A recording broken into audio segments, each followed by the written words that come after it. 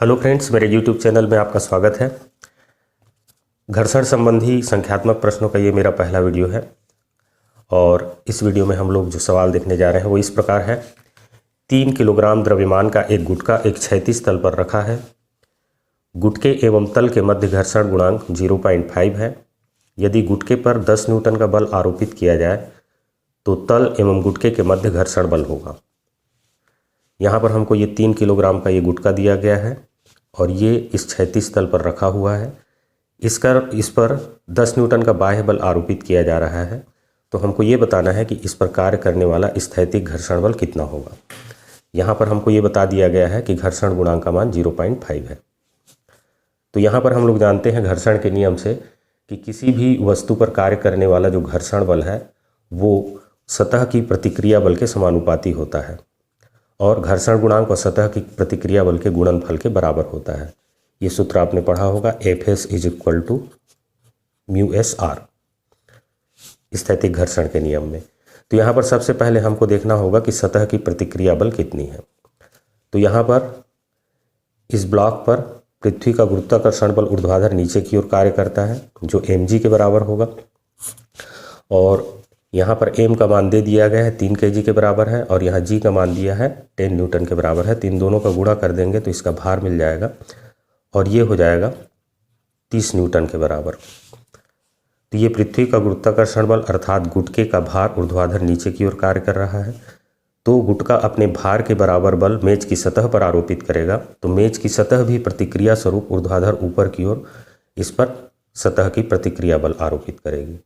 तो ये सतह की प्रतिक्रिया बल को हम R से सूचित कर देते हैं। अब इस गुटके पर ऊर्ध्वाधर दिशा में 2 बल कार्य कर रहे हैं। नीचे की ओर पृथ्वी का गुरुत्वाकर्षण बल है जो कि 30 न्यूटन के बराबर है और ऊपर की ओर सतह की प्रतिक्रिया बल है जिसको हम R से सूचित कर रहे हैं। और इन दोनों के संयुक्त प्रभाव में ये गुटका ऊर्ध्वाधर दिशा में संतुलन की अवस्था में है, अर्थात ना तो ये ऊपर की ओर जा रहा है ना ही नीचे की ओर जा रहा है। तो इसका मतलब ये होता है कि ऊपर की ओर लगने वाली सतह की प्रतिक्रिया बल नीचे की ओर लगने वाले पृथ्वी के गुरुत्वाकर्षण बल के बराबर होगा, अर्थात R = हो जाएगा 30 न्यूटन। ये हमको R का मान मिल गया। तो अब हम स्थैतिक घर्षण बल का अधिकतम मान ज्ञात कर सकते हैं। Fs इसको मैक्सिमम से सूचित करेंगे तो ये μsr के बराबर होता है। तो μs का मान हमको दे दिया गया है 0.5 और R का मान है 30 न्यूटन। तो इन दोनों का यदि आप गुणा करेंगे तो ये आ जाएगा 15 न्यूटन के बराबर। तो ये स्थैतिक घर्षण बल का मान अधिकतम मान है, अर्थात यदि बाह्य बल 15 न्यूटन तक आरोपित किया जाए तो स्थैतिक घर्षण बल इतना तक बढ़ सकता है, लेकिन इससे यदि ज़्यादा बाह्य बल होगा तो स्थैतिक घर्षण बल का मान उससे अधिक नहीं बढ़ पाएगा। ये कभी भी नहीं समझना है कि स्थैतिक घर्षण बल का अधिकतम मान हमेशा कार्यरत रहता है। यहाँ पर ये कार्यरत नहीं है। यहाँ पर देख सकते हैं लगने वाला बाह्य बल 10 न्यूटन का है तो यहाँ पर लगने वाला स्थैतिक घर्षण बल भी 10 न्यूटन का होगा। यदि हम इसको 11 न्यूटन का कर देंगे तो स्थैतिक घर्षण बल का मान भी 11 न्यूटन हो जाएगा और इस पर नेट बल 0 हो जाएगा जिसके कारण ये स्थिर रहेगा। इसी प्रकार यदि 14 न्यूटन कर दिया जाए बाह्य बल को तो स्थैतिक घर्षण बल का मान भी 14 न्यूटन तक बढ़ेगा और इस पर नेट बाह्य बल 0 होगा जिसके कारण ये स्थिर रहेगा। यदि हम 15 न्यूटन के बराबर बाह्य बल लगाते हैं तब भी स्थैतिक घर्षण बल का मान अधिकतम मान 15 न्यूटन है तो यहाँ 15 न्यूटन का बल लगेगा। लेकिन यदि हम इस बाह्य बल को स्थैतिक घर्षण बल के अधिकतम मान से बढ़ा देते हैं, मान लीजिए 16 न्यूटन कर देते हैं, तो उस स्थिति में दाहिनी और नेट बल कार्य करने लगेगा 1 न्यूटन का और इसके प्रभाव में ये गुटका त्वरित हो जाएगा।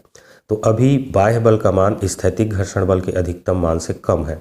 तो जब तक बाह्य बल स्थैतिक घर्षण बल के मान से कम होता है गुटके पर कार्य करने वाला घर्षण बल बाह्य बल के बराबर और विपरीत दिशा में होता है, अर्थात यहाँ पर जो कार्य करने वाला स्थैतिक घर्षण बल होगा, चूँकि बाह्य बल 15 न्यूटन से अभी कम है तो इस पर स्थैतिक घर्षण बल Fs का मान 10 न्यूटन के बराबर होगा।